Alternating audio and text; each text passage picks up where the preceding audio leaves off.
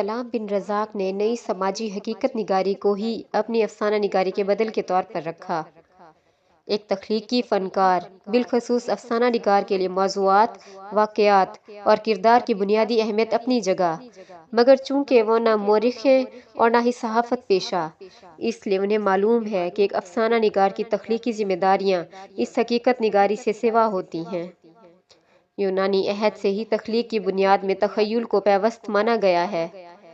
سلام بن رزاق تخیل کی دولت سے کس درجہ مالا مال ہیں، اور وہ اپنے اصل اور افسانوی کرداروں کو زندگی میں حقیقت اور گمان کے احوال کس مہارت سے شامل کرتے جاتے ہیں، اس کی قدرت کے لیے ان کا مشہور افسانہ مؤرخ ملاحظہ کرنا چاہیے۔ حقیقت میں یہ سیاسی بنیاد پر قائم ہوا افسانہ ہے، مگر کہانی بننے کے عمل میں یہ ایک مکمل تخیلاتی شہ پارہ بن گیا ہے۔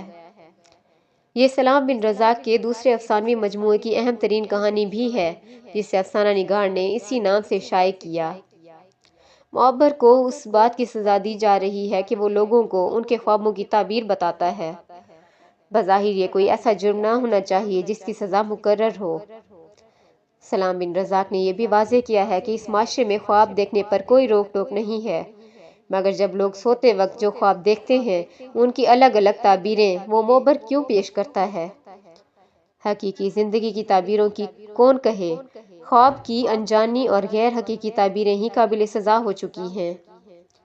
کہانی میں ایک سطح طنزیہ اور ظریفانہ بھی ہے، جس سے لطف بیاں اور لہجے کی معصومیت میں اضافہ ہوتا ہے۔ ایسی کہانی صرف شفاف حقیقت نگار نہیں پیش کر سکتا ہے۔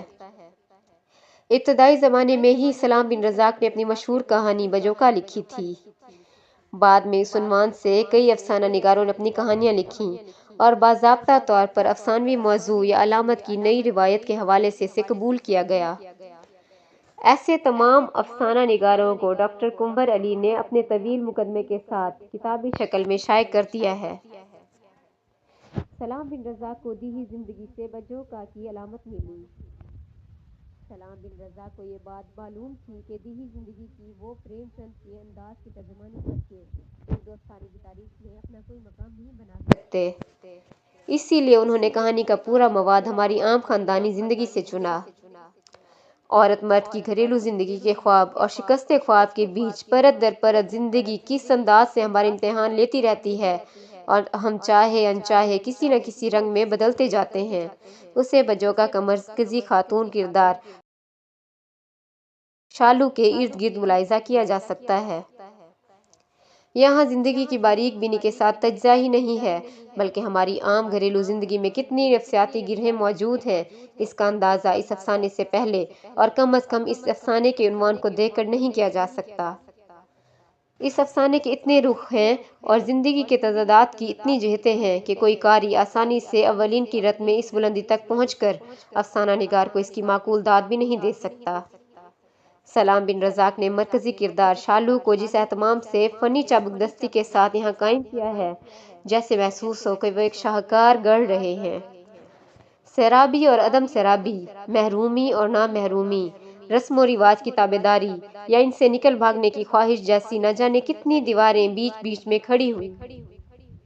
جس زمانے میں سلام بن رزاق نے افسانہ لکھا، اس ضبط اور فنی احتیاط کے ساتھ شاید ہی کوئی دوسرا اس موضوع پر لکھ سکتا تھا۔ کمال تو یہ ہے کہ بے دین کے اپنے دکھ مجھے دے دو کی رقیق القلبی سے بھی سلام بن رزاق نے یہاں ہوش مندی کے ساتھ دامن بچایا ہے۔ کالے ناگ کی پجاری، پٹا اور ننگی دوپہر کا سپاہی کی بنیادی زمین سیاسی ماحول اور اس کے اثرات ہیں۔ ان افسانوں کے ظاہر میں سیاسی اشارے کم ہیں، مگر اطلاق کی سطح پر سیاسی نظام کہیں نہ کہیں ان کی زندگیوں کے مرکز میں چلا آتا ہے۔ اسی سلسلے کی ایک ابتدائی کہانی ایک تکونی کہانی بھی ہے۔ سلام بن رزاق کے ہم عصروں میں شوکت حیات اور ساجد رشید نے سیاسی موضوعات کو اپنے افسانوں میں سب سے زیادہ برتنے میں کامیابی پائی۔ سلام بن رزاق کا ذہن سیاسی تفہیم و تجزیے کا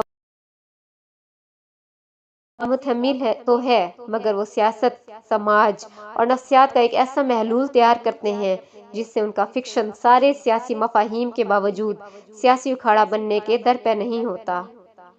یہ ان کے فنی اعتبار سے ایسی کامیابی ہے جس کی کوئی دوسری نظیر شاید ہی مل سکے۔ اسی لیے ان کے افسانوں میں ایک زمانے تک سیاسی موضوعات کھلے طور پر نظر نہیں آتے۔ وہ سب زیریں افسانوی لہروں میں دیکھے اور محسوس کیے جا سکتے ہیں۔ 2001 میں سلام بن رزاق کا تیسرا مجموعہ شکستہ بتوں کے درمیان منظر عام پر آیا۔ دوسرے افسانوی مجموعے میں دودھ چراغ کی شکل میں ایک ایسا افسانہ ضرور انہوں نے لکھا تھا جسے فرقہ واریت کے تناظر میں ملاحظہ کیا جا سکتا ہے، مگر بعد کے دور میں یہ موضوع ملک کی بدلتی ہوئی صورتحال کے پیش نظر سلام بن رزاق کے یہاں ایک مرکزی حیثیت حاصل کر لیتی ہے۔ آواز گریہ تو اس سلسلے سے ان کا شاہکار افسانہ ہے، جس میں فرقہ وارانہ صورت کی بدلتی جہاد پر قصے کی بنیاد رکھی گئی ہے۔ سلام بن رزاق کی ابتدائی افسانوں میں ملک کی بدلتی ہوئی مذہبی صورتحال اور اس کے تکلیف دہ اثرات کے بارے میں کچھ زیادہ لکھا ہوا نہیں ملتا، مگر معبر کی اشاعت کے بعد سے ان کے یہاں سماجی اور سیاسی صورتحال کی تبدیلیوں کے اشارے ملنے لگتے ہیں۔ غالباً یہ بھی اس بات کا ثبوت ہے کہ کوئی بھی فنکار اپنے عہد کی تبدیلیوں سے زیادہ دیر تک بے رخی یا لا تعلقی نہیں برت سکتا۔ اس سلسلے سے ان کے دوسرے افسانوں اندیشہ، آندھی میں چراغ، چادر، چہرہ، زمین، باہم، خبر وغیرہ کو بغور تجزیے کا موضوع بنایا جا سکتا ہے۔